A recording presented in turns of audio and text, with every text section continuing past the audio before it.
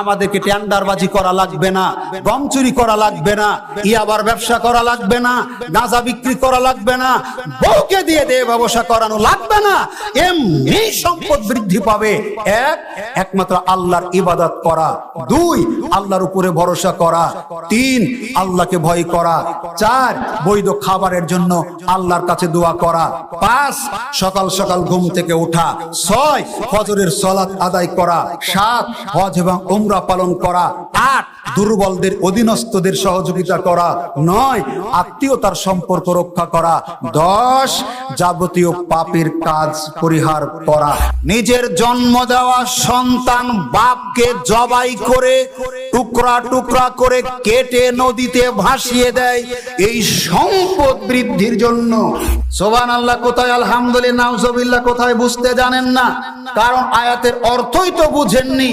আমরা আপনাদের বোঝায়নি, শুধু পকেট গরম করেছি। তো পাপকে স্মরণ করে তোমার নিকট মিনতি জানাই, দয়া করে তুমি আমার পাপকে ক্ষমা করে দাও। এখন আপনি যদি নামাজ না পড়েন, আপনি গায়ের জোরে মুসলিম, বংশগত মুসলিম, ভৌগোলিক মুসলিম, কিন্তু আপনি এত নিকৃষ্ট। মানুষ যখন পাপ ছাড়বে তখন সে রিজিক প্রাপ্ত হবে, রিজিকে বারাকা আল্লাহ দিবেন, রহমত দিবেন। আহলে হাদিস আন্দোলন বাংলাদেশ, আসুন পবিত্র কুরআন ও সহিহ হাদিসের আলোকে জীবন গড়ি। যাবতীয় প্রশংসা আল্লাহ সুবহানাহু ওয়া তাআলার জন্য, যিনি আমাদেরকে আজকের এই সম্মেলনে সমবেত হওয়ার তৌফিক দান করেছেন। সেজন্য তারই বারগাহে শুকরিয়া আদায় করছি, আলহামদুলিল্লাহ। দরুদ ও সালাম বর্ষিত হোক আখেরি জামানার নবী মুহাম্মদ রাসূলুল্লাহ সাল্লাল্লাহু আলাইহি ওয়াসাল্লামের প্রতি। আমরা সংক্ষিপ্ত দরুদ পেশ করছি, সাল্লাল্লাহু আলাইহি ওয়াসাল্লাম। হামদ ও নাতের পর আজকের এই ইসলামী সম্মেলনে আমার সংক্ষিপ্ত আলোচনার বিষয় জীবিকায় প্রবৃদ্ধির উপায়। আমরা পৃথিবীতে বেঁচে থাকতে সম্পদ উপার্জনের ক্ষেত্রে হালাল হারামের বাছ বিচার করি না।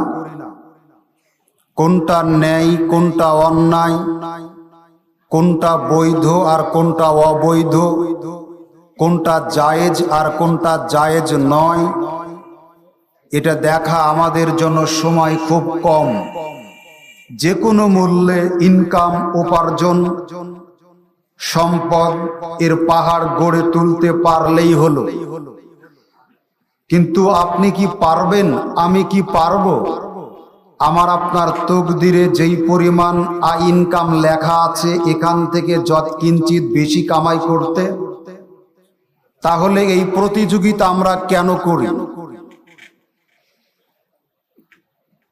আল্লাহ রাব্বুল আলামিন বলছেন সূরা কামার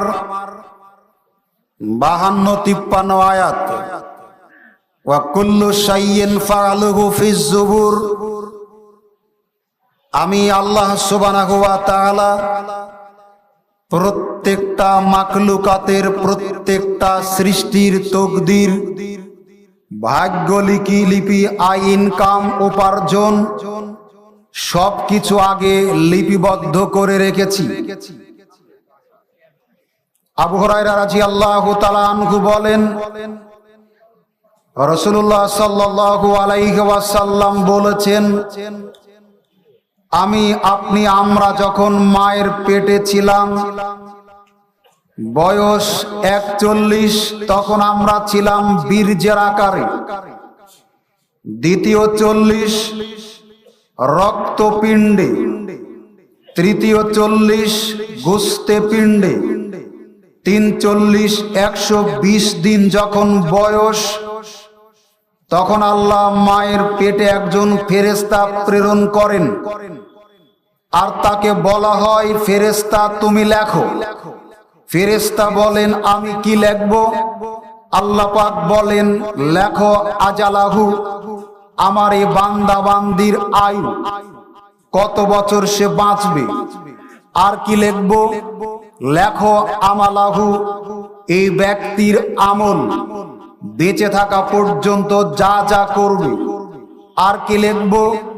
রিজকাহু, এই বান্দা বান্দির রিজিক বেঁচে থাকাকালীন কত মেট্রিক টন চাল, ডাল, গম, আলু, চিনি, কত হাজার বিড়ি, সিগারেট, জর্দা, গুল খাবে, এটা লেখো। 4 আও শাইদুন আও শাকিউন, লেখো আমার এই বান্দা ভালো হবে না খারাপ হবে, এটাও লেখো। আমার আপনার আমাদের তকদিরে এই 4টি বিষয়। আমরা যখন মায়ের পেটে 340 120 দিন বয়স, তখন আল্লাহ ফেরেশতা দিয়ে লিখে দিয়েছেন।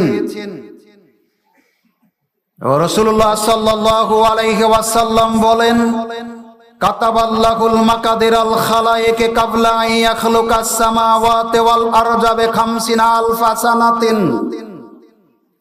আসমান জমিন সৃষ্টি করার 50,000 বছর আগে আল্লাহ তার সৃষ্টি জগতের তকদিরটা লিখে রেখেছেন।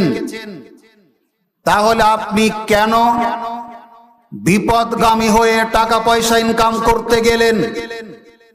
আপনি কেন গাঁজা বিক্রি করে আপনার পরিবারের উন্নতি ঘটাতে গেলেন? আপনি কেন মাস্তানি করে, চাঁদাবাজি করে, টেন্ডারবাজি করে, ত্রাসের রাজত্ব কায়েম করে, মানুষকে ঠকিয়ে জমি দখল করে, শরিকানা ফাঁকি দিয়ে আপনার নিজের সম্পদকে বাড়াতে গেলেন? আপনার যেই পরিমাণ সম্পদের মালিক হবেন আল্লাহ তো এটা লিখেই রেখেছেন।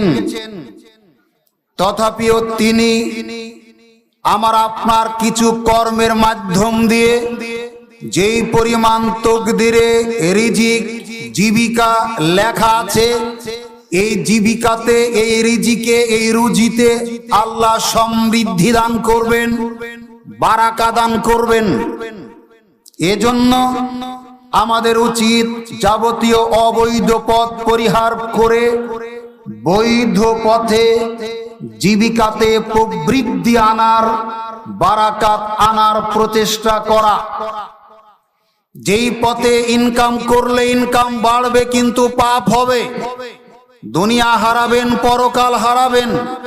এই পথ পরিহার করে, যেই পথ অবলম্বন করে জীবিকা বাড়ানোর চেষ্টা করলে জায়েজ হবে, হালাল হবে, আল্লাহর সীমারেখাতে থেকে এটা অর্জন করা যাবে, পরকালে জান্নাতেও যাওয়া যাবে।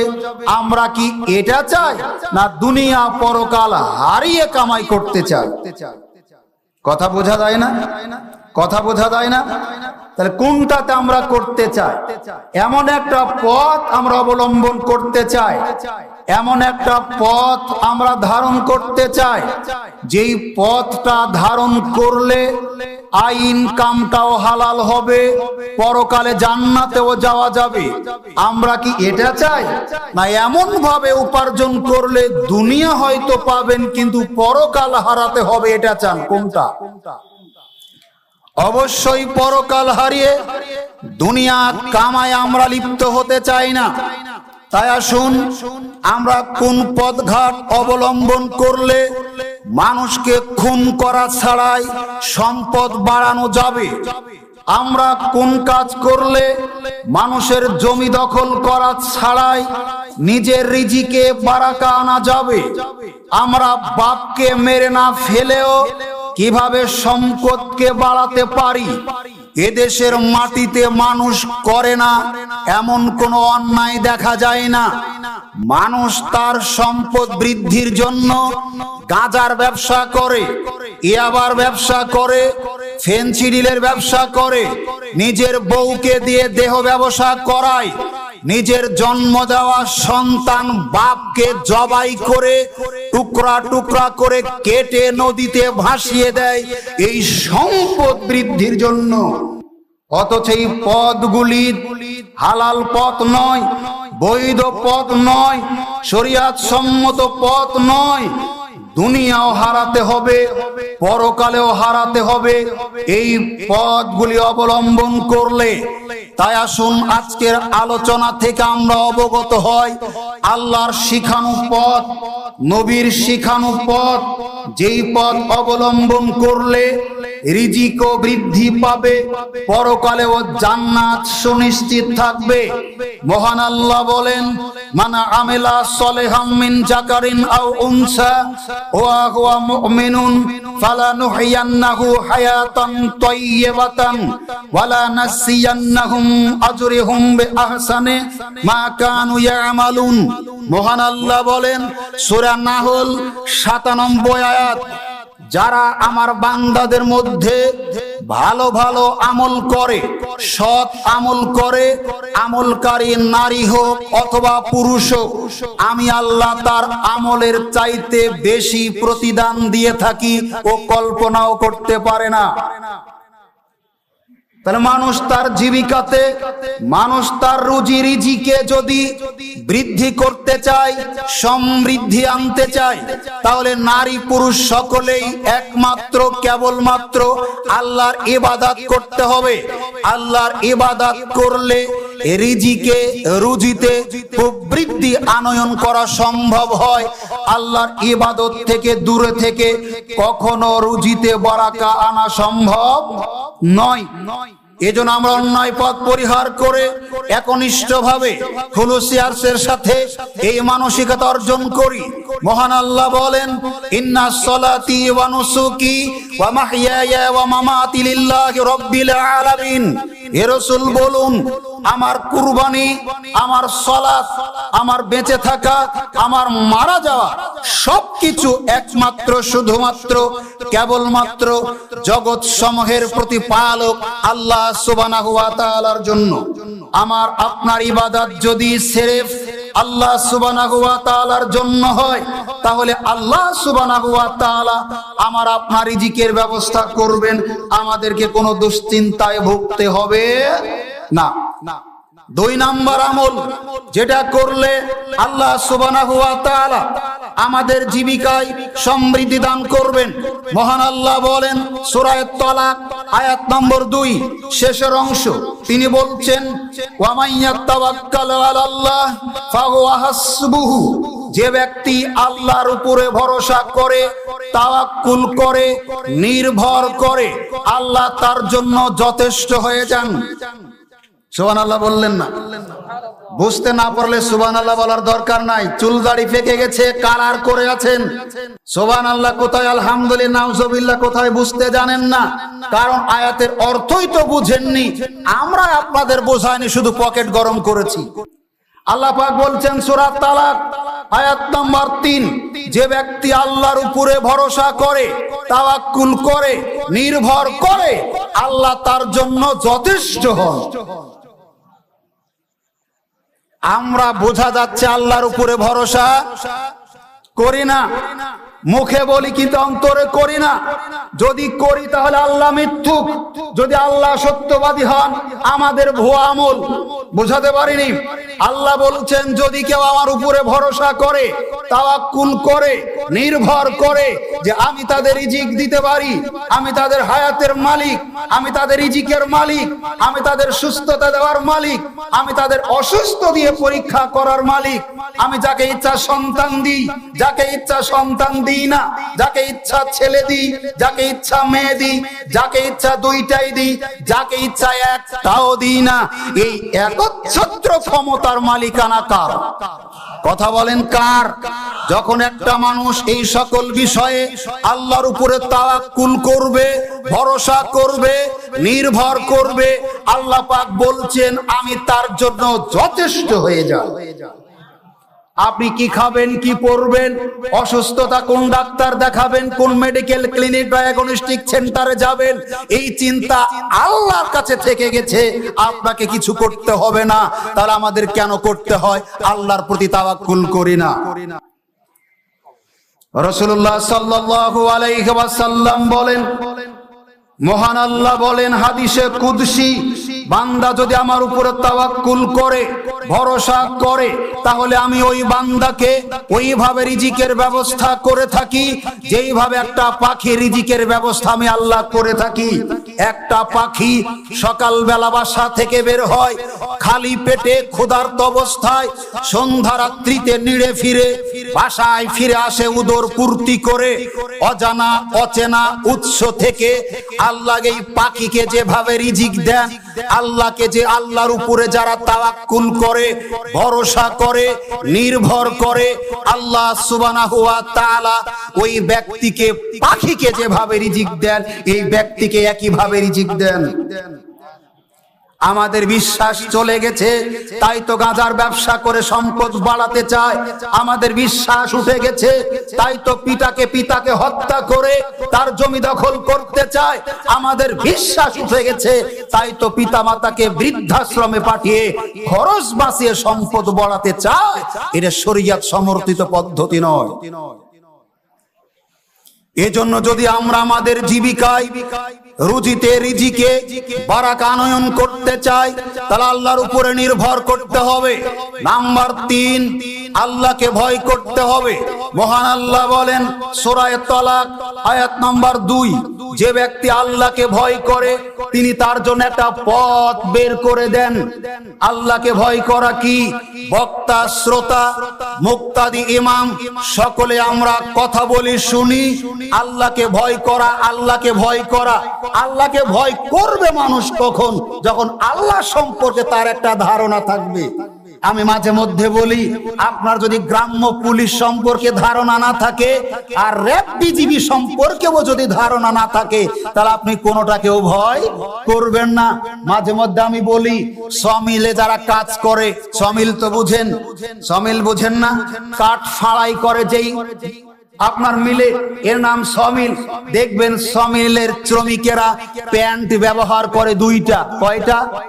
একটা প্যান্ট পরে থাকে আর একটা প্যান্টের 2 পা গলাতে পেঁচায় আর মাজারটা বুকের উপরে লাগায়, যাতে কাঠের কোনো আঠা ওর দেহে। কথা বলেন, কথা বলেন, রাত তো হয়নি, কথা বলেন। আত্মরক্ষা করার জন্য, শরীরকে কাঠের আঠা থেকে বাঁচানোর জন্য আর একটা প্যান্ট ব্যবহার করে। এখন আপনার অভিজ্ঞতা, বাগডু হাই স্কুলের হেডমাস্টার প্যান্ট পরে একটা। কয়টা? কথা বলেন না। ঘুম চলে যাবে, শয়তান পালাবে, বক্তব্য বুঝতে পারবেন। প্রচলিত ওয়াজ শুনতে আপনারা আসেননি, বাড়ি পর্যন্ত নিয়ে যেতে হবে। আপনাকে বলি, সমিলের শ্রমিক প্যান্ট পরে 2টা আর বাগডু হাই স্কুলের হেডমাস্টার প্যান্ট পরে একটা। প্যান্টের দিক যদি বিবেচনা করেন, আপনার দৃষ্টিতে ক্ষমতা বেশি হেডমাস্টারের চাইতে সমিলের শ্রমিকের। কথা বলেন, কথা বলেন। এখন আপনার গ্রাম্য চৌকিদার সম্পর্কে ধারণা নাই, র‍্যাব দেখে কি ভয় করবেন? কথা বলেন, র‍্যাব দেখে কি ভয় করবেন? আপনার যদি কানা মানুষ হন, আপনার কাছে হাইকোর্ট কি আর সুপ্রিম কোর্ট কি আর গ্রাম্য আদালত কি, সব তো সমান। আপনার যদি যোগ্যতা না থাকে গ্রাম্য পুলিশ চিনার, র‍্যাব তার মধ্যে পার্থক্য না করার, আপনি কিচ্ছু দেখে ভয় করবেন না। এখন আল্লাহকে ভয় করতে হবে। আলোচনা লম্বা হবে, ওদিকে যাব না। আপনাকে শুধু বুঝাবো মুত্তাকি কি, পরহেজগারিতা কি, তাকওয়া কি। এই প্রশ্ন করেছিলেন ওমর ইবনুল খাত্তাব রাদিয়াল্লাহু তাআলা আনহু উবাই ইবনে কাব রাদিয়াল্লাহু তাআলা আনহুকে। তিনি বললেন, উবাই ইবনে কাব, জি আপনি বলুন তো তাকওয়া কি, আল্লাহ ভীতি কি, পরহেজগারিতা কি? উবাই ইবনে কাব বলছেন, আমিরুল মুমিনিন, আপনি কি কখনো যে রাস্তাতে কাদা আছে রাস্তা দিয়ে চলেছেন? যে রাস্তাতে কাঁটা আছে এই রাস্তা দিয়ে কখনো চলেছেন? তখন ওমর রাদিয়াল্লাহু তাআলা আনহু বলছেন, হ্যাঁ চলেছি। কিভাবে? তখন তিনি বলছেন, কাদাযুক্ত রাস্তা দিয়ে চলেছি কাপড়কে গুটিয়ে, যাতে আমার দেহে কাপড়ে কাদা। আমি কাঁটাযুক্ত রাস্তাতে চলেছি কাপড়কে সংকুচিত করে, যাতে পথের কাঁটা আমার শরীরে না বাঁধে। উবাই ইবনে কাব রাদিয়াল্লাহু তাআলা আনহু বলছেন, এটাই হলো তাকওয়া, এটাই পরহেজগারিতা, এটাই আল্লাহ ভীতি। আল্লাহ যেটা নিষেধ করেছেন এটা থেকে তুমি নিজেকে এইভাবে আত্মরক্ষা করাই হলো তাকওয়া। মুসলমানরা যখন যাবতীয় হারাম বর্জন করবে, মিথ্যা বর্জন করবে, সুদ ঘুষ বর্জন করবে, জেনা ব্যভিচার বন্ধ করবেন, তখন এই বান্দার চিন্তা আল্লাহই করবেন, বান্দাকে করতে হবে না। আমরা এই কোটা করতে পারি না, শতভাগ নিশ্চিত হতে পারি না, মাধ্যম মাঝখানে কাউকে অবলম্বন করি। আপনি অভাবে পড়েছেন, অভিযোগ আল্লাহর কাছে দেন। চেয়ারম্যান আপনার বাড়িতে যাবে দুস্থ মাতার কার্ড করে দিতে, আপনাকে যাওয়া লাগবে না। আপনি বিপদে পড়েছেন, রাত্রে উঠে তাহাজ্জুদ পড়ে চোখের পানি ছাড়েন, আল্লাহকে বলেন। চেয়ারম্যান আপনার বাড়িতে যাবে বয়স্ক ভাতার কার্ড করার জোরে দেওয়ার জন্য, আপনাকে চেয়ারম্যানের বাড়িতে যাওয়া লাগবে না। আপনার অভিযোগ আল্লাহর কাছে ছাড়েন, সেজদাতে চোখের পানি ছেড়ে। আপনার বাড়িতে এমপি আসবে, আপনার রিজিকের ব্যবস্থা করে দেওয়ার জন্য এমপির কাছে আপনার যাওয়া লাগবে না। কিন্তু আমরা প্রথমেই ভুল করি, অভাবে পড়লেই চেয়ারম্যানের বাড়িতে যায় যদি একটা দুস্থ মাতার কার্ড করে নেওয়া যায়। মাধ্যম ভুল করেছি, আমাদের অভিযোগটা জানাতে হবে আল্লাহর কাছে। আবু হুরায়রা রাদিয়াল্লাহু তাআলা আনহু বলেন, রাসূলুল্লাহ সাল্লাল্লাহু আলাইহি ওয়াসাল্লাম বলেছেন, শোনো আদম সন্তান, তোমাদের জুতা স্যান্ডেলের ফিতার পরিমাণ কোনো কিছু যদি ক্ষতিগ্রস্ত হয়, ছিঁড়ে যায়, এটাও তোমরা আল্লাহর কাছে চাইবে। আমরা আল্লাহকে ভুলে গেছি, তিনি দিতে পারেন, এটা আমাদের শতভাগ বিশ্বাস নেই। এই জন্য আমরা অন্যায় পথ অবলম্বন করে সম্পদ বাড়ানোর চেষ্টা করি। সম্মানিত উপস্থিতি, নাম্বার 4, যে মাধ্যম অবলম্বন করলে আমাদের রিজিক বৃদ্ধি পাবে সেটা হলো আল্লাহর কাছে চাইতে হবে। ভাই, আমরা তো চাই না। আল্লাহ রাব্বুল আলামিন বলছেন, ওয়া ইযা সালাকা ইবাদি আন্নী ফাআন্নী কারিবুন আজিবুদ দাওয়াতাদ দাগি জাদানি। সূরা বাকারা 186 আয়াত। মহান আল্লাহ বলেন, হে নবী, আমার বান্দারা যদি আমার ব্যাপারে তোমাকে জিজ্ঞাসা করে আল্লাহ কোথায় আছেন, কিভাবে আছেন, তাহলে তুমি বলো আল্লাহ তোমাদের প্রত্যেকের নিকটে আছেন। যারা আল্লাহকে ডাকেন আল্লাহ তাদের ডাকে সাড়া দেন। আপনি জীবনে বহু কিছু চান, রিজিকটা হালাল হোক, এটা কোনোদিন কথা বলেন। কারো বিরুদ্ধে বললে তো তাকবীর খুব দেন, বুকে হাত দিয়ে বলেন। সকালবেলা দৈনন্দিন জীবনের দোয়ার সাথে আল্লাহকে আপনি বলেছিলেন, আল্লাহ তুমি আমাকে এমন রিজিক দাও যেটা খেয়ে সিজদা করলে তোমার কাছে কবুল হবে। আল্লাহ এমন রিজিক তুমি দাও যেটাকে সাহারি খেলে সিয়াম তোমার কাছে কবুল হবে। আল্লাহ এমন খাবার তুমি দাও যেটা খেয়ে ইফতার করলে তোমার কাছে কবুল হবে। কোনদিন বলেছেন? না, অসম্ভব। 100 জনে 98 জনে পড়েন না, 2 জনে পড়লেও মনোযোগ দিয়ে বিশ্বাস করে পড়েন না। আল্লাহ নবী দোয়া করতেন, আল্লাহুম্মা ইন্নী আসআলুকা ইলমান নাফিআন, ইয়া আল্লাহ তুমি আমাকে এমন ইলম, এমন বিদ্যা, এমন লেখাপড়া শিক্ষা দাও যেটা দিয়ে মানুষ উপকৃত হবে। মানুষকে ঠকাবেন, জমি জবরদখল করে নেবেন, এমন ইলম বিদ্যা শিক্ষা তুমি আমাকে দিও না। আল্লাহর নবী বলতেন, ওয়ারিসকান তাইয়্যিবান, তুমি আমাকে এমন রিজিক, এমন খাবার দান করো যেটা পূত পবিত্র। ওয়া আমালান মুতাকাব্বালান, তুমি আমাকে এমন আমল করার তৌফিক দাও যে আমল তুমি কবুল করবে। সারা জীবন তাহাজ্জুদ পড়ে কপালে দাগ ফেলেছেন, আল্লাহর কাছে যদি কবুল না হয় এই দাগ পড়ার কোনো লাভ হবে না। এজন্য আল্লাহর কাছে বলুন, আল্লাহ আমি মানুষ, অনেক ভুল ত্রুটি আমার থেকে গেছে, এটা তুমি ভালো জানো। শত ব্যস্ততার পরেও আমার উন্নত শির, তোমার সৃষ্টির সেরা মানুষের একজন আমি তোমার নিকটে মাথা নত করে জীবনের সমস্ত পাপকে স্মরণ করে তোমার নিকট মিনতি জানাই, দয়া করে তুমি আমার পাপকে ক্ষমা করে দাও। আল্লাহ আমি রিজিকের অভাবে আছি, তুমি আমার অভাবটা পূরণ করে দাও। ওই শুনুন, আবু হুরায়রা রাদিয়াল্লাহু তাআলা আনহু বলেন, রাসূলুল্লাহ সাল্লাল্লাহু আলাইহি ওয়াসাল্লাম বলেছেন, মহান আল্লাহ প্রতি রাতের শেষ তৃতীয়াংশে দুনিয়ার আসমানে নেমে আসেন। আসার পর ডাকতে থাকেন, এমন কেউ কি আছে অসুস্থ, আমার নিকটে প্রার্থনা নিবেদন করবে, আমি তার অসুস্থতাকে দূর করে দিব। এমন কেউ কি আছো পাপী, আমার কাছে চাইবে, আমি তার পাপকে ক্ষমা করে দিব। আল্লাহ যখন ডাকেন আমাদেরকে ক্ষমা করার জন্য, তখন আমরা ঘুমিয়ে থাকি। ক্ষমা করবেন তিনি কাকে? আপনাকে বোঝাতে পারিনি।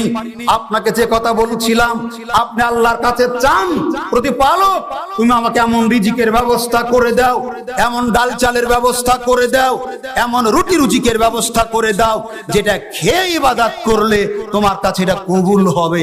আপনি চান না? আল্লাহ আপনাকে এই ব্যবস্থাটা করে দিবেন। নাম্বার 5, যদি আমরা আমাদের রিজিকে রুজিতে বরকত লাভ করতে চাই, সম্পদ বাড়াতে চাই, রাসূলুল্লাহ সাল্লাল্লাহু আলাইহি ওয়াসাল্লাম বলেছেন, সুনানে আবু দাউদ 2606 নম্বর হাদিস, শাখর রাদিয়াল্লাহু তাআলা আনহু বলেন, রাসূলুল্লাহ সাল্লাল্লাহু আলাইহি ওয়াসাল্লাম আল্লাহর কাছে দোয়া করতেন, হে আল্লাহ তুমি আমার উম্মতের সকালে বরকত দাও। কখন বরকত দাও? কথা বলেন না, কখন বরকত দাও? সকালে। শাখর রাদিয়াল্লাহু তাআলা আনহু বলেন, আমি ব্যবসায়ী ছিলাম, আমি কোথাও পণ্য পাঠালে নিয়ে আসলে সকাল সকাল নিয়ে আসতাম, অল্প দিনের ব্যবধান আমি ধনী হয়ে গেলাম। তার মানে সকাল সকাল ঘুম থেকে উঠলে সম্পদ বৃদ্ধি পায়। নবীর ভাষা, কোরআন হাদিসের ভাষা, আপনি রাত 12টা পর্যন্ত টেলিভিশন দেখে ঘুমালেন, কোনোদিন সকাল 10টার আগে উঠেন না। আপনাকে খুন করে সম্পদ বাড়াতে হবে, সুদের ব্যবসা করে সম্পদ বাড়াতে হবে, বউকে দিয়ে দেহ ব্যবসা করে সম্পদ বাড়াতে হবে। হালাল পথে আপনার সম্পদ বাড়ানো সম্ভব নয়। যারা সকালে ঘুম থেকে উঠবে তাদের সম্পদ বেশি হবে। আল্লাহর নবী দোয়া করেছেন আল্লাহর কাছে, সকালে বরকত আছে। যারা ব্যবসায়ী আছেন সকাল সকাল দোকান খুলুন, যারা শ্রমজীবী আছেন সকাল সকাল মাঠে যান, এতে বরাকাত বেশি হবে। আপনাকে বলছিলাম নাম্বার 6, যদি আপনি আপনার সম্পদ বাড়াতে চান, রিজিক জীবিকা বাড়াতে চান, আপনার যে কাজটা করতে হবে, সামুরা ইবনে জুনদুব রাদিয়াল্লাহু তাআলা আনহু বলেন, রাসূলুল্লাহ সাল্লাল্লাহু আলাইহি ওয়াসাল্লাম বলেছেন, মান সাল্লা সুবহা ফাহুয়া ফি জিম্মাতিল্লাহি আযজা ওয়া জাল্লা। সুনানে ইবনে মাজাহ 3946 নম্বর হাদিস, সামুরা ইবনে জুনদুব রাদিয়াল্লাহু তাআলা আনহু বলেন, রাসূলুল্লাহ সাল্লাল্লাহু আলাইহি ওয়াসাল্লাম বলেছেন, মান সাল্লা সুবহা, যে ব্যক্তি ফজরের সালাত আদায় করলো, এই ব্যক্তি আল্লাহর দায়িত্বে চলে গেল। সুবহানাল্লাহ। কালকে যোহরের পরে বলবেন, অসুবিধা নাই। আল্লাহর নবী বলেছেন, যে ব্যক্তি ফজরের নামাজ পড়লো, ফজরের সালাত পড়লো, সে আল্লাহর দায়িত্বে চলে গেল। এ কি খাবে, কি পড়বে, কোথায় যাবে, এই দায়িত্ব কার? কথা বলেন, দায়িত্ব কার? যারা ফজরের সালাত নামাজ পড়ে না, তাদের টেন্ডারবাজি করতে হয়, তাদেরকে চাঁদাবাজি করতে হয়, এদেরকে গম চুরি করতে হয়, এদেরকে টিন চুরি করতে হয়, এরা ভিক্ষুকের চাউল চুরি করে, এরাই দুস্থ ভাতার কাট করে নিতে টাকা নেয়, এরাই বয়স্ক ভাতার কাট করে নিতে টাকা নেয়, এরাই ভোটের সময় তাসের রাজত্ব কায়েম করার চেষ্টা করে। আর আমাদেরকেই বলে রাষ্ট্রবিরোধী কোনো কথা বলবেন না। ঠিক আপনাকে বলতে হবে না। এদেশের পাবলিক খুব খারাপ, সত্য বললেও ঠিক বলে, মিথ্যা বললেও ঠিক বলে। মাথা বাড়িতে রেখে বক্তব্য দিতে আসেনি। আমরা দেশের বৈধ নাগরিক, ট্যাক্স দিয়ে বসবাস করি, গাড়ি চালায়, রেজিস্ট্রেশন আছে। তোমার মতো ওয়ান টেস্ট লেখা আমরা চলি না। আমরা বিড়ালের মতো 1000 বছর বাঁচতে চাই না, সিংহের মতো গর্জন দিয়ে 2 ঘন্টা বাঁচতে চাই। তোমার মতো কাপুরুষ আমরা নই। তোমাদের মতো শতদা বিভক্ত, অসুবিধা নাই। একই দলের 5-7-10টা প্রার্থী, এতে কোনো অসুবিধা নাই। তোমাদের কাত্রদাহ হলো আহলে হাদিসরা, এটা আমরা জানি। বাতিলের আতঙ্ক হলো আহলে হাদিস। এদেশের মাটিতে আহলে হাদিসরা না থাকলে ইমাম আবু দাউদ রাহিমাহুল্লাহ আফসোস করে বলেছেন, লাউলা হাজিল ইসাবাতুল আনদারাসাল ইসলাম ইয়ানি আসহাবিল হাদিস, যদি দুনিয়াতে আহলে হাদিসরা না থাকতো, আরো বহুদিন আগে দুনিয়া থেকে ইসলাম বিদায় নিত। কারণ এখনের হুজুরেরা যেটা করে, এটা ইসলাম নয়, এটা ইসলাম নয়। ওপেন তো হুজুর বলছে, মার্কাতে ভোট দেওয়া মানে নবীকে ভোট দেওয়া। উচিত ছিল ওকে ফাঁসি দেওয়া। এদেশের লক্ষ কোটি জনতাকে একত্রিত করে ফাঁসির কাস্টে ঝুলিয়ে বহু ঘন্টা রাখা, যাতে পৃথিবীর লক্ষ কোটি জনতা দেখে ইসলামের প্রতি গর্ব করলে, ইসলামের প্রতি খড়গহস্ত ধারণ করলে, মিথ্যা অপবাদ দিলে তার অবস্থা এরকমই হয়। তার মানে হেরে গেছে, মানে ইসলাম নবী হেরে গেছে। কথা বলেন। তখনও হ্যাঁ বলেছিলেন, ঠিক বলেছিলেন, এখন আমি বলছি এখনো ঠিক বলছেন। তাহলে ঠিক কোনটা? বাছাই করার সময় পাননি, বাছাই করে নিন। আপনাকে বলছিলাম, তাহলে আপনি যদি আপনার রিজিক বৃদ্ধি করতে চান, আল্লাহর নবী বলেছেন, তোমার বাচ্চার বয়স যখন 7 বছর হয়, নামাজের নির্দেশ দাও। 10 বছর বয়স হলে না পড়লে পিটাও, বিছানা পৃথক করো। গাভীর দুধ নিয়ে বাগডুব বাজারে পাঠিয়েছিলেন, নির্দেশ দিয়েছিলেন দুধ বিক্রি করে 2 প্যাকেট বিড়ি আনবা, মাছ তরকারি যা লাগবে আনবা। মাছ তরকারি কিনে সেই বিড়ি নেয়নি, আপনি বহুদিন পিটত দিয়েছেন, এই প্রমাণ আমাদের কাছে আছে। আপনার ছেলে নামাজ পড়ে না, কিছু বলেন না, অথচ নামাজ না পড়লে পিটলেও নেকি, কারণ পিটার হুকুম কে দিয়েছেন? কথা বলেন, কথা বলেন। নামাজ 10 বছর বয়সে বাচ্চা যদি না পড়ে পিটতে কে বলেছেন? নবী। তাহলে পিটন দিলেও নেকি, এর জন্য কেউ পিটে না। কিন্তু এক মার্কায় ভোট দিয়ে আপনি বলেছেন অন্য মার্কাটে দিলেই কিন্তু আপনার বিপদ, এখানে পিটে। কথা বলেন। তাহলে আপনার দৃষ্টিতে মার্কার বিপরীতে ভোট দেওয়া যতখানি অপরাধ, নামাজ না পড়া ততখানি অপরাধ নয়। বোঝাতে পারিনি কথা? এখন হ্যাঁ বলেন, এখন কিছু বলেন। বক্তব্য দিচ্ছি তো আমি, অনলাইনে চলছে, বিপদ হলে আমার হবে। আপনি এখন ঠিকঠাক বলেন না, এখন তো বলছেন না, কারণ আপনি ছেলেকে তো পিটেননি কোনোদিন, আপনি তো কাপুরুষ। আপনার ছেলের শরীর খারাপ হয়ে যাবে বলে ফজরে ডাকেন না। এই ছেলে মাদকের ব্যবসা করবে, এই ছেলে নারী কেলেঙ্কারিতে জড়াবে, এই ছেলে আপনাকে বৃদ্ধাশ্রমে পাঠাবে, এই ছেলে আপনাকে ভাত দিবেন, এটা চূড়ান্ত কারণ আপনি তাকে ছোট থাকতে ফজর পড়তে ডাকেননি। যখন ডাকছেন তখন আপনার কথা আর শোনে না। এখনই সাবধান হন। আল্লাহর নবী বলেছেন, যারা ফজরের সালাত আদায় করে, ফজরের নামাজ পড়ে, তার রিজিকের দায়িত্ব, তার থাকার দায়িত্ব, তার খাওয়ার দায়িত্ব, তার অসুস্থতার চিকিৎসার দায়িত্ব, তার সম্পূর্ণ কিছু আল্লাহর জিম্মাদারিতে চলে যায়। অতএব আপনি আমি যদি আল্লাহর উপরে নির্ভরশীলতা হই, মাল্লাহুল মাওলা ফালাহুল কুল, আরবি একটা প্রবাদ আছে, যার জন্য আল্লাহ আছে তার জন্য সবই আছে, যার জন্য আল্লাহ নাই তার জন্য কিছু আছে। এই বিশ্বাসটা ওয়াজ শোনার পরে থাকবে তো ইনশাআল্লাহ? বলেন না, ইনশাআল্লাহ বলেন না। যদি থাকে দুনিয়াতে কল্যাণ, পরকালেও মুক্তি ইনশাআল্লাহ।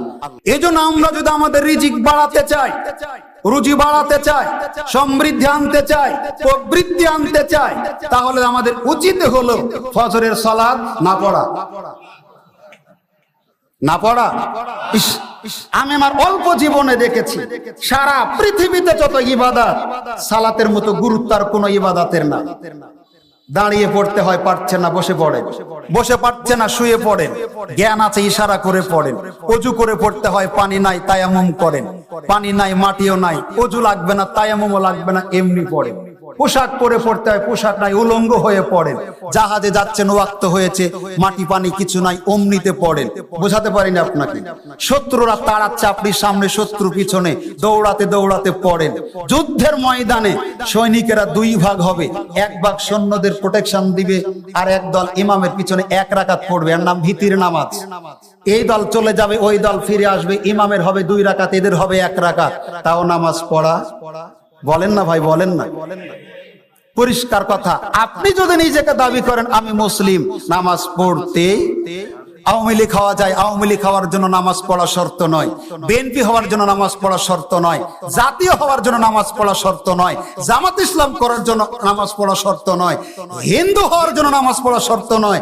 কিন্তু আপনি যদি মনে করেন আমি মুসলিম, তাহলে আপনাকে নামাজ পড়তেই হবে। নামাজ পড়লে মুসলিম, ঠিক বলা লাগবে না? না। জাবের রাদিয়াল্লাহু তাআলা আনহু বলেন, রাসূল সাল্লাল্লাহু আলাইহি সাল্লাম বলেছেন, আল ফারকু বাইনানা ওয়া বাইনাল কুফরি ওয়া শিরকি তারকুস সালাহ। আল্লাহর নবী বলেছেন, মুসলিম, কাফের আর মুশরিকের মধ্যে পার্থক্য করার মাপকাঠি হলো সালাত। নামাজ সালাত পড়লে মুসলিম, নামাজ না পড়লে হয় কাফের, না হলে মুশরিক। আপনাকে ঠিক বললা লাগবেই না, এটা ওহীর কথা। এখন আপনি যদি নামাজ না পড়েন, আপনি গায়ের জোরে মুসলিম, বংশগত মুসলিম, ভৌগোলিক মুসলিম, কিন্তু আপনি এত নিকৃষ্ট। আপনাকে দেখায় রাসূল সাল্লাল্লাহু আলাইহি সাল্লামের একজন কৃতদাস, তার বাড়িতে কাজ করতেন, জুতা ধোয়াতেন, পানি এগিয়ে দিতেন, এই চাকরটা মারা গেল। তখন আল্লাহর নবী সাহাবীরা বলছেন, ছেলেটা খুব সৌভাগ্য, জান্নাতি। আল্লাহ রাসূল রেগে গেলেন, তিনি বলছেন, আশ্চর্য, জিহাদের মাঠ থেকে সে যে চাদরটা চুরি করেছে, এর কারণে আগুনে পোড়ানো হবে। বোঝাতে পারি না আপনাদের? কি বুঝেছেন? চুরি করেছে কি? চাদর। কিন্তু আল্লাহর পথে জীবনটাও দিয়ে দিয়েছে। ইস, যদি আজকের এই সম্মেলনের নারী পুরুষ সকলে এই একটা হাদিস বুঝতেন, আর ওয়াজ করা সারা দেশে লাগতো না। বুঝেন তো, দেখেন পারেন কিনা। জীবন দিয়েছে যুদ্ধে গিয়ে, তাহলে আমরা তো জানি শহীদ। আর শহীদের অনেকগুলি মর্যাদা, তার একটা, তার শরীর থেকে প্রথম ফোঁটা রক্ত মাটিতে পড়ার আগে জান্নাতে কোথায় থাকবে আল্লাহ দেখান। অথচ এই সাহাবী সম্পর্কে নবী বলছেন জান্নাতি তো নয়, জিহাদের মাঠ থেকে যে চাদরটা চুরি করেছে এটা তাকে জাহান্নামের আগুনে পোড়াবে। অপরাধ কি বলেন? কি চুরি করা? কয় টাকা দাম হবে? কিন্তু জীবনটা দিয়ে দিয়েছে, বলেন না, পুরা জীবনটা শেষ করেছে। তবে একটা চাদর চুরি করার পাপ ক্ষমা আমরা প্রত্যেকে, আমি সহ আমরা প্রত্যেকে চিন্তা করি ওই সাহাবীর চাইতে চুরির পরিমাণ আমার সহ আপনাদের কম আছে না বেশি আছে? আমলের ব্যাপারে কি বলেন? উফ, আল্লাহুস সামাদ। একটু অন্তরে কাঁপন আসে না? ভীতির সৃষ্টি হয় না? না, এখানে একটু মন খারাপ হয়, সামেনার বাহিরে গেলে আবার বেরিয়ে হয়। একটু অন্তরে রেখাপাত করে না, জীবনটা দিয়ে দিয়েছে আল্লাহর পথে, জান শেষ। অপরাধ একটা চাদর চুরি করা, এ পাপ ক্ষমা হচ্ছে না। এখন বলেন, জাহান্নামের আগুনে দেখেছেন, জমির আইল খেলা কাবিরা গুনাহ পাপ, কিন্তু চিরস্থায়ী জাহান্নামী নয়, কাফের নয়। সুদ খাওয়া পাপ, সুদ খেলে কাফের হয় না। ঘুষ খাওয়া পাপ, খেলে কাফের হয় না। টেন্ডারবাজি করলে পাপ হয়, কাফের হয় না। কিন্তু নামাজ না পড়লে, তাহলে বোঝা যাচ্ছে কাফেরের জানাজা করা জায়েজ। কথা বলেন। জমির আইল খেলে জানাজা করা যায়, চোরের জানাজা করা যায়, ডাকাতের জানাজা করা যায়, পকেট মারের জানাজা করা যায়, সুদখোরের জানাজা করা যায়, ঘুষখোরের জানাজা করা যায়, বেনামাজির জানাজা করা যায় না। কথা বুঝতে পেরেছেন তো? উল্টা পাল্টা সকাল থেকে বলবেন না, বুঝতে পারলে বলবেন, নাহলে কাউকে বলার দরকার নাই। আমি বুঝাচ্ছি রাসূলের মূলনীতি। মুসলিম কাফেরের মধ্যে পার্থক্য হলো নামাজ। নামাজ না পড়লে কাফের, তো কাফেরের জানাজা কি পড়া জায়েজ? কিন্তু সুদ খেলে তো কাফের হয় না। আমি এটা বোঝাতে যাচ্ছি, ভুল বুঝবেন না। ঘুষ খেলে তো কাফের হয় না, নিঃসন্দেহে কাবিরা গুনাহগার। আমি জায়েজ বলতে আসিনি, বোঝাতে চাচ্ছি সুদ খেলে পাপ হয়, কাফের হয় না। ঘুষ খেলে পাপ হয়, কাফের হয় না। জমির আইল খেলে পাপ হয়, কাফের হয় না। কিন্তু নামাজ না পড়লে কাফের হয়, এটা বুঝাতে চাচ্ছি। তাহলে আইল খেলার জানাজা করা যায়, চোরের জানাজা করা যায়, ঘুষখোরের জানাজা করা যায়, সুদখোরের জানাজা করা যায়, টেন্ডারবাজির জানাজা করা যায়, কিন্তু বেনামাজির জানাজা করা, যারা সালাত আদায় করে না তাদের জানাজা করা যায় না। অতএব বিনয়ের সাথে আপনাকে অনুরোধ করি, আপনি যদি জান্নাত পেতে চান, সালাতের বিকল্প নেই। ফজরের সালাত যারা আদায় করে, নারী হোক চাই পুরুষ হোক, আল্লাহর জিম্মেদারিতে চলে যায়। নাম্বার 7, যেই পথ অবলম্বন করলে আল্লাহ সুবহানাহু ওয়া তাআলা তার রিজিকে বৃদ্ধি দান করেন, সমৃদ্ধি দান করেন। ওমর ইবনুল খাত্তাব রাদিয়াল্লাহু তাআলা আনহু বলেন, রাসূলুল্লাহ সাল্লাল্লাহু আলাইহি ওয়াসাল্লাম বলেছেন, তাবিউ বাইনাল হাজ্জা ওয়াল উমরাতি, তাবাউ বাইনাল হাজ্জি ওয়াল উমরাতে ফাইনাল মুতাবাআতা বাইনাহুমা তানফিল ফাকরা ওয়াস যুনুবা কামা ইয়ানফিল কিবরু খাবাসাল হাদিদ। আল্লাহর নবী বলেন, সুনানে ইবনে মাজাহ 2887 নম্বর হাদিস, আল্লাহর নবী বলেন, হে পৃথিবীর মানুষ, তোমরা হজ আর উমরা পালন করো, তোমরা হজ আর উমরা পালন করো। হজ আর উমরা মানুষের জীবন থেকে দুটি জিনিসকে বিদূরিত করে। মানুষের জীবন থেকে হজ আর উমরা দুটি জিনিসকে দূর করে দেয়, ওইভাবে যেমন ভাবে লোহার মরিচা কামারের হাপড় দূর করে দেয়। মরিচা লাগা লোহা কামারের আগুনে রাখলে, কিছুক্ষণ জ্বালালে লোহার মরিচা যেমন ঝরে যায় লোহা থেকে, আদম সন্তানের দুটি আমল দুটি ইবাদত এমন আছে, যেই দুটি ইবাদত করলে, যেই দুটি আমল করলে ইবাদতকারীর আমলকারীর জীবন থেকে ওই দুটি জিনিস ওইভাবে ঝরে যায় যেইভাবে লোহা থেকে মরিচা ঝরে যায়। এক, হজ করলে। দুই, উমরা করলে। হজ উমরা করলে উমরাকারীর হজকারীর জীবন থেকে দুটি জিনিস আল্লাহ দূর করে দেন। এক, দারিদ্রতা। আপনি মনে করলেন 7 লক্ষ টাকা দিয়ে হজে যাব, খাবো কি? জি না, আপনি হজ করলেন, আপনার দরিদ্রতা দূর হলো। আপনি তো ঠ্যাঙ্গা মারা, অ্যাসোড, ব্র্যাক, গ্রামীণ ব্যাংক প্রতিদিন, 3 দিন, সাপ্তাহিক, মাসিক এই কিস্তির টাকা নিয়ে বড় লোক হতে চাচ্ছেন, দারিদ্রতা দূর করতে চাচ্ছেন। আমাদের দেশ তো চলে অটো ভাবে। কিভাবে? অটো বুঝেন? সোলার দেখেছেন রাস্তাতে আলোগুলি? আর কথা বলেন না কেন? সোলারের আলো দেখেননি রাস্তাতে? এর সুইচ কেউ টিপে আলো এমনি হয় না, কেউ অফ করে বন্ধ হয় না এমনি। তা আমাদের দেশটা সোলার যেভাবে চলে, দেশটা এভাবে চলে।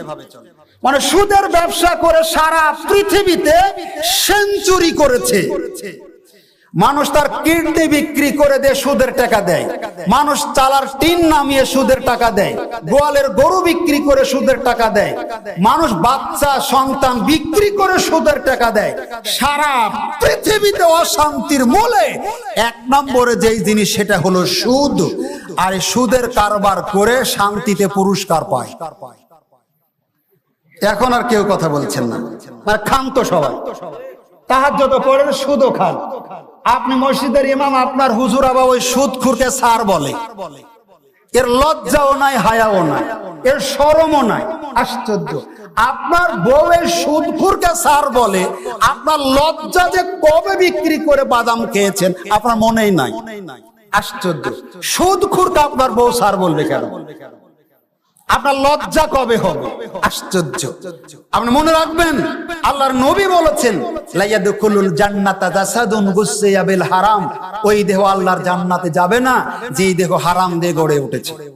সুদের টাকা দিয়ে ভালো মাছ কিনেন, এসিতে থাকেন, চিকন চাউলের ভাত খান, আর জায়নামাজ দামি কিনে সেজদাতে কপালে দাগ ফেলেছেন। আরে বাবা, কবুল হবে না এখানে, জান্নাতে তুমি কি করবা? নবী বলেছেন। জর্দা দিয়ে গলে তুলেছেন দেহ, গুল মেরে, বিড়ি মেরে, সিগারেট মেরে, সুদ ঘুষ দিয়ে দেহ মোটা তাজা করেছেন। জান্নাতের উপযোগী করেননি, জাহান্নামের উপযোগী করেছেন। নবী বলেছেন, লাইয়াদখুলুল জান্নাতা জাসাদুন গুসসিয়া বিল হারাম। ওই দেহ আল্লাহর জান্নাতে যাবে না যেই দেহ হারাম দিয়ে গড়ে উঠেছে। ভাবছেন কি এটা কি মুক্তিযোদ্ধার কোঠা যে আপনি চাকরি পাবেন, আপনার 14 গোষ্ঠী পাবে? জান্নাত কি এরকম? সাবধান হন, হাসাতে আসেনি, আক্ষেপে কথাগুলি বলছি। শিক্ষামন্ত্রী একটা মহিলা মানুষ, অসংখ্য পুরুষের চাইতে মহিলার মাথাতে কিছু বুদ্ধি বেশি আছে। আমরা পুরুষ হলে এদেশের অযোগ্য পুরুষ, আমরা দেশের অযোগ্য পুরুষ। মাঝে মধ্যে 2-1টা কথা এমপি মন্ত্রীরাও বলেন, অযাচিত ভাবে বের হয় হক কথাগুলি। উনি বলেছেন, শিক্ষা প্রতিষ্ঠান খুব উন্নত হচ্ছে, কিন্তু যারা শিক্ষকতা করে এরা খুব দুর্বল। দুর্বল তো হবে, যে লোক কঠোর পরিশ্রম করে টাকা পয়সা দিয়ে লেখাপড়া শিখেছে, রেজাল্ট ভালো, ও কি 14 লক্ষ টাকা দিয়ে চাকরি নিবে? যাকে তুমি নিয়েছো তো গাধা, ও তো লেখাপড়া জানে না, টাকার জন্য তুমি চাকরি দিয়েছো, আজকে বিলাত গমছো। আজকে দেশের যারা মেধাবী ছাত্র শিক্ষা বৃত্তি নিয়ে বিদেশে যাচ্ছে লেখাপড়া করার জন্য, যারা ভালো ইঞ্জিনিয়ার বিদেশে যাচ্ছে, এদেশে তো শিক্ষিত মানুষের দাম নাই, যে যত পাস চাটতে পারবে তার দাম তত বেশি। অবাক হবে, ওমর ইবনুল খাত্তাব রাদিয়াল্লাহু তাআলা আনহু জনৈক ব্যক্তিকে জিজ্ঞাসা করেছিলেন, আরে তুমি বলতে পারো কি ইসলাম ধ্বংস করে কারা? তিনি তখন বলেছিলেন না, তখন তিনি বলেছিলেন, ইসলাম ধ্বংস করে 3 জনে। এক, পদভ্রষ্ট, নীতিভ্রষ্ট আলেম। যখন একটা আলেম একটা দলের 5-6টা গোলামে পরিণত হবে, তখন তাদের মাধ্যমে ইসলাম নষ্ট হবে। হচ্ছেও তাই। অবাক হবে, দুনিয়াতে থাকতেই বলে দিচ্ছে জান্নাতের টিকিট কে কে পাচ্ছে। দেখেন, এরা হুজুর না কুকুর বোঝা খুব মুশকিল।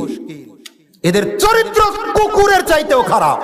হুজুর তো বহু দূরের কথা, তাদের ভিতর অনেক ইলম কালাম আছে।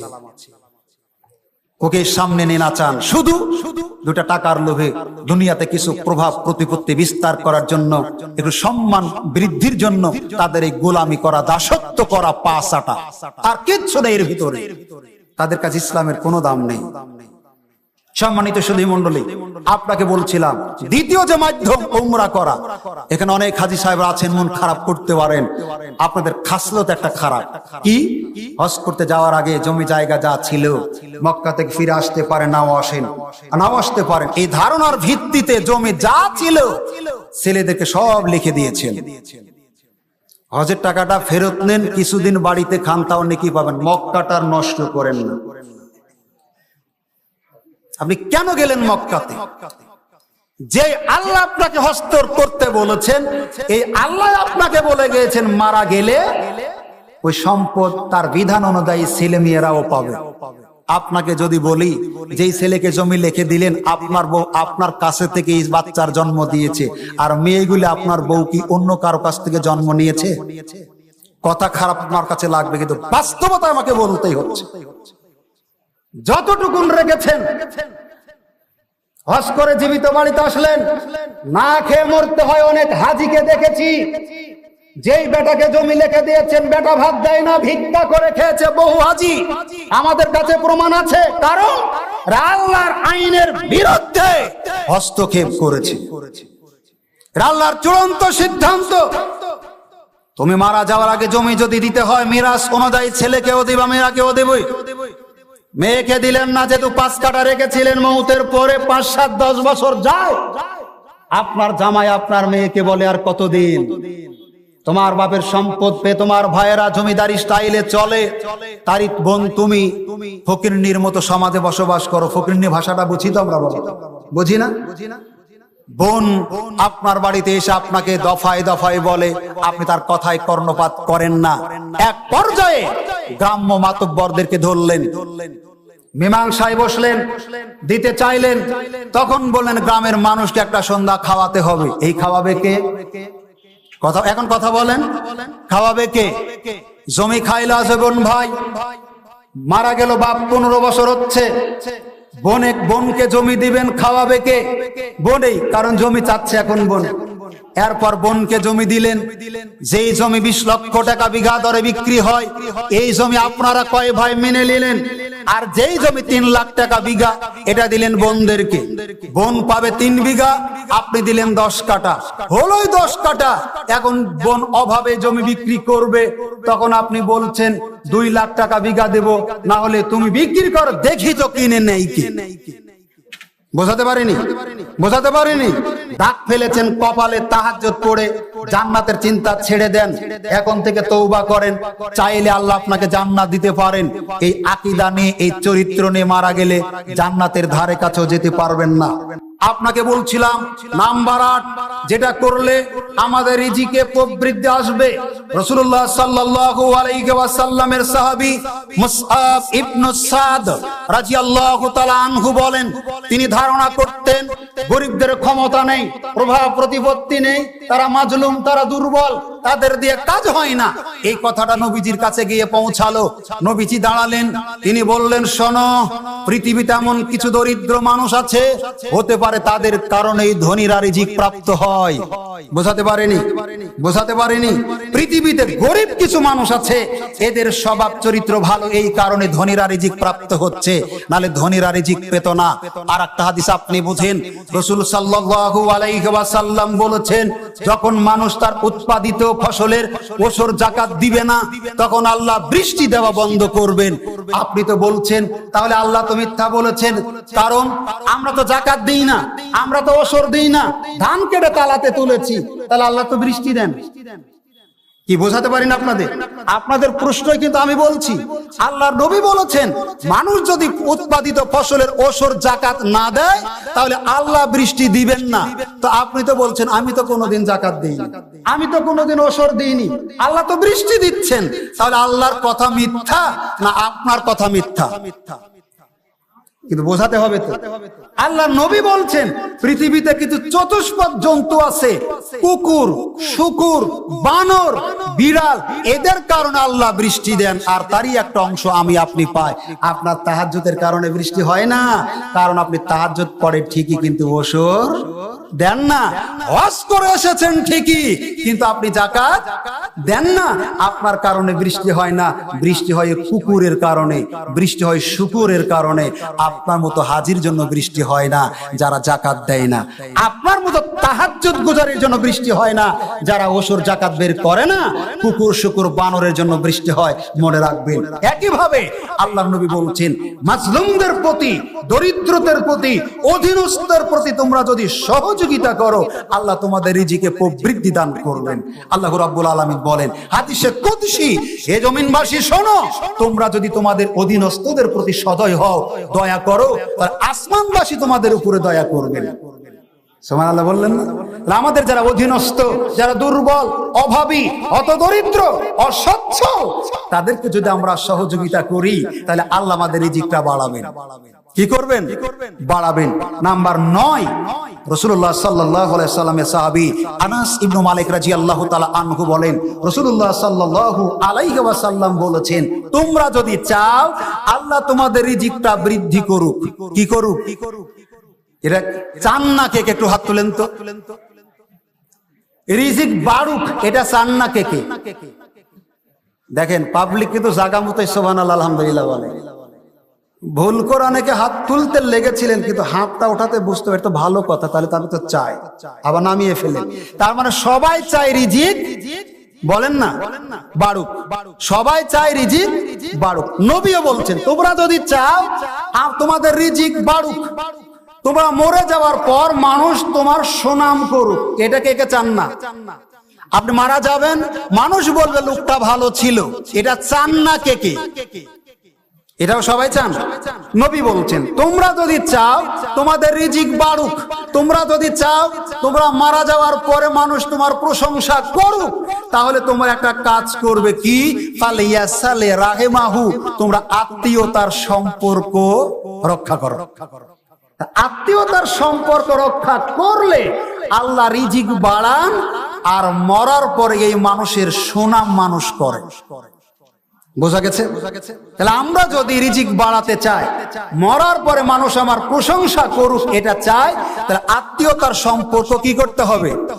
রক্ষা করতে হবে। এখন বলেন আত্মীয়তার সম্পর্ক রক্ষার ব্যাপারে পৃথিবীতে যত আত্মীয় আছে তার মধ্যে পিতা মাতার দাম কম না বেশি?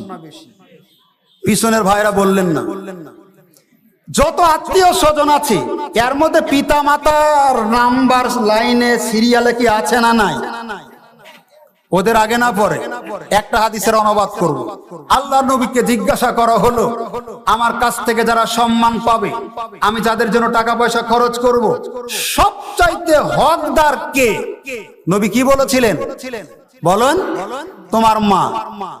1, 2, 3 বার বলেছিলেন তোমার মা, চতুর্থবারে বললেন তোমার পিতা, পঞ্চমবারে বললেন সুম্মা আদনাকা আদনাকা, এরপরে আর যারা আছে তারা।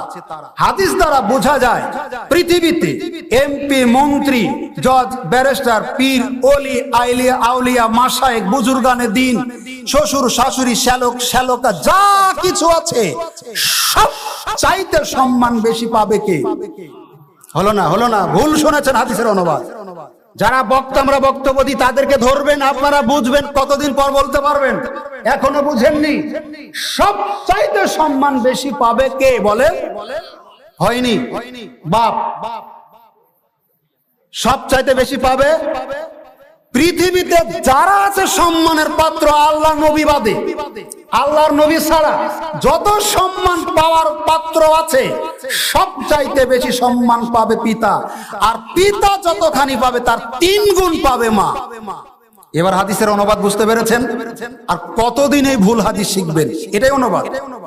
পৃথিবীর যত মানুষ যত সম্মান পাবে, ইসলাম অসম্মান শিখায় না, সম্মান শিখায়, শ্রদ্ধা শিখায়, বিনম্র শিখায়। তারা যত পাবে তার চাইতে বেশি পাবে বাপ, আর বাপ যতখানি পাবে তার চাইতে 3 গুণ বেশি পাবে মা, যে মাকে মাঝে মধ্যে একটু পিটন দেন। যে মাকে বৃদ্ধাশ্রমে পাঠান, যে মাকে ট্রেনে তুলে দেন, অজানা উদ্দেশ্যে চলে যায়, ট্রেনের চালককে বলতে পারে না কোথায় নামবো। যে মা সম্পর্কে আল্লাহর নবী বলেছেন আল জান্নাতু তাহতাল আকদামিল উম্মাহা, তোমাদের মায়ের পায়ের নিচে তোমাদের জান্নাত। যেই মা সম্পর্কে আল্লাহর নবী বলেছেন পিতামাতার সন্তুষ্টিতে তোমার সন্তুষ্টি, পিতামাতার অসন্তুষ্টিতে তোমার অসন্তুষ্টি। কাবার গিলাফ ধরে কেঁদে গোটা মক্কা যদি চোখের পানি দিয়ে বালু ভিজিয়ে ফেলেন, জান্নাতে যাবেন না পিতামাতা যদি সঙ্গত কারণে আপনার উপরে নাখোশ থাকেন। পিতামাতার কাছ থেকে ক্ষমা নিয়ে জান্নাতে যেতে হবে। সাবধান, আপনাকে বলছিলাম আত্মীয়তার জগতের সবচাইতে নিগুড় আত্মীয়, সবচাইতে বেশি সম্মান শ্রদ্ধা পাওয়ার পাত্র হলেন পিতামাতা। এদের খেদমত করে আল্লাহ আমাদেরকে জান্নাতে যাওয়ার তৌফিক দান করুন, আমিন। নাম্বার 10, রাসূলুল্লাহ সাল্লাল্লাহু আলাইহি ওয়াসাল্লামের সাহাবী সাওবান রাদিয়াল্লাহু তাআলা আনহু বলেন রাসূলুল্লাহ সাল্লাল্লাহু আলাইহি ওয়াসাল্লাম বলেছেন লা ইয়াজুদু ফিল উমরি ইল্লাল বিররা ওয়া লা ইয়ারুদ্দুল কাদারু ইল্লাদ দুআ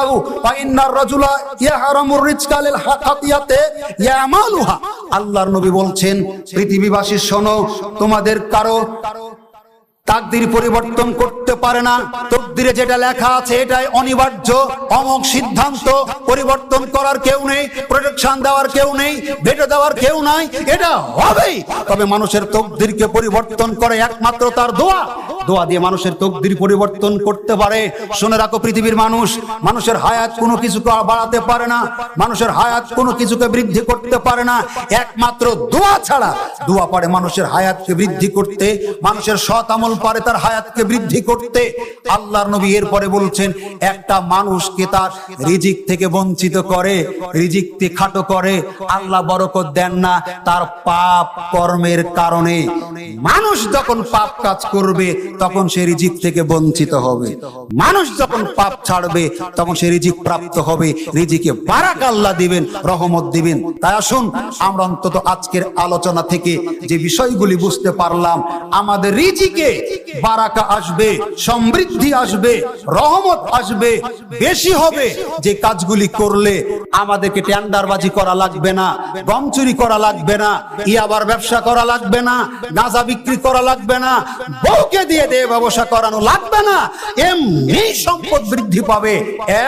একমাত্র আল্লাহর ইবাদত করা, 2 আল্লাহর উপরে ভরসা করা, 3 আল্লাহকে ভয় করা, 4 বৈধ খাবারের জন্য আল্লাহর কাছে দোয়া করা, 5 সকাল সকাল ঘুম থেকে ওঠা, 6 ফজরের সালাত আদায় করা, 7 হজ এবং উমরা পালন করা, 8 দুর্বলদের অধীনস্থদের সহযোগিতা করা, 9 আত্মীয়তার সম্পর্ক রক্ষা করা, 10 যাবতীয় পাপের কাজ পরিহার করা। আল্লাহ সুবহানাহু ওয়া তাআলা আমাদের সকলকে এই গুণগুলি অর্জন করে বাস্তব জীবনে আমল করে রিজিকে সমৃদ্ধি আনার তৌফিক দান করুন, আমিন। আসসালামু আলাইকুম ওয়া রাহমাতুল্লাহি ওয়া বারাকাতুহু।